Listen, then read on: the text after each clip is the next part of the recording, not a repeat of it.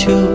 പിന്നെ തണ്ടൊടിഞ്ഞ താമര ഞാൻ കൊണ്ടുവന്നപ്പോൾ പെണ്ണേ നിൻ കവിളിൽ കണ്ടു മറ്റൊരു താമരക്കാട്. പെണ്ണെ